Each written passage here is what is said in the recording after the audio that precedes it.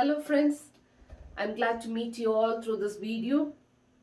I was wanting to post a message, and when I happened to visit the zoo a week before with my family, this thought came to my mind, and that's the message I'm going to share with you today.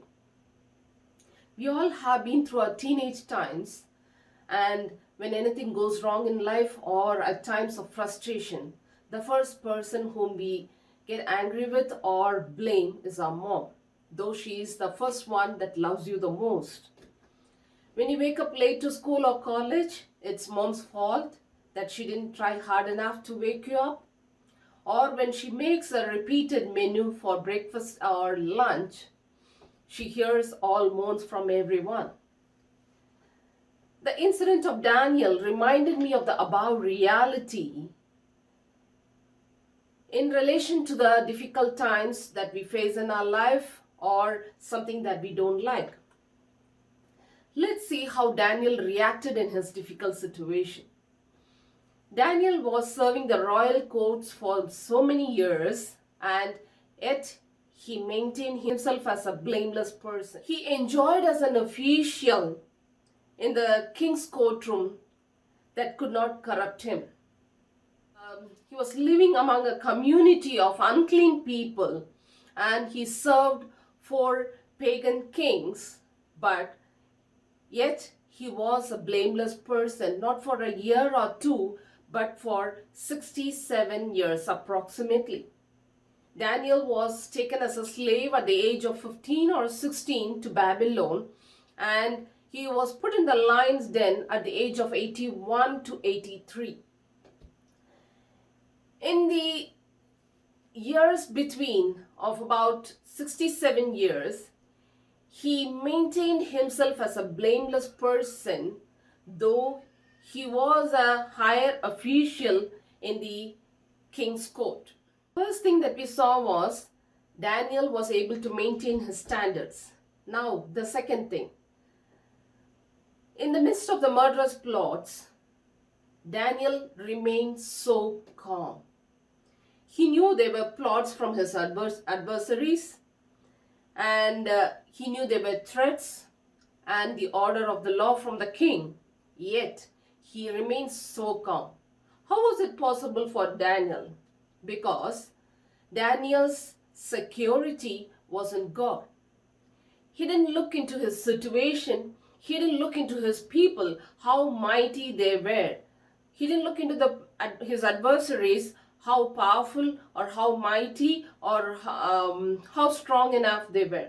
Not only his adversaries are setting a trap for themselves, thinking that they are setting a trap for Daniel, God has had a higher purpose for Daniel, and that's what he has even now. God had a higher purpose for Daniel in his loneliest hour.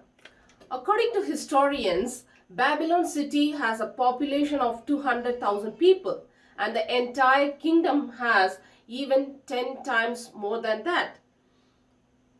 And Darius is visiting the lion's den after letting Daniel spend a whole night along with the lions, and Darius is having a sleepless night, and next day morning when he is trying to check on Daniel, he is surprised and he is happy that Daniel is still alive.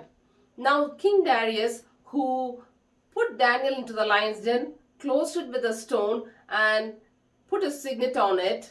Now he is writing a decree again saying that, people of my kingdom, listen, tremble and fear before the God of Daniel, because he is the living God, and he delivereth and rescueth, and he worketh signs and wonders in heaven and the earth.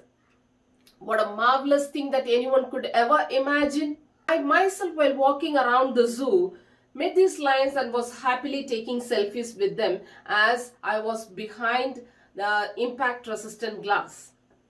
And same way, Daniel had his complete trust on God that he could save him and he can shut the mouth of the lions. Psalm 50:15 says, call on me in the days of trouble, and I will deliver you, and you will honor me. Being a saint in Babylon is more important than being a saint in Jerusalem.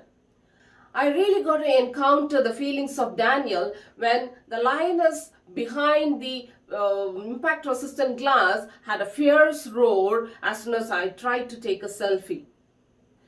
As I told in the beginning, I am telling you, friends, let us not blame on God on every bad situation or the trouble that we are facing as we blame our mom.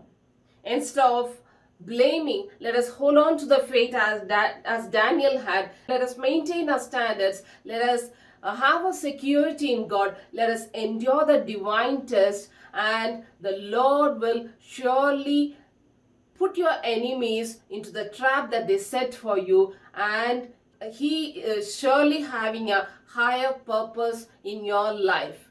Hold on to the faith, keep up the standards, endure the test, keep your security in him, and you will be blessed, and your head will be lifted in before your enemies, and he will set a table for you.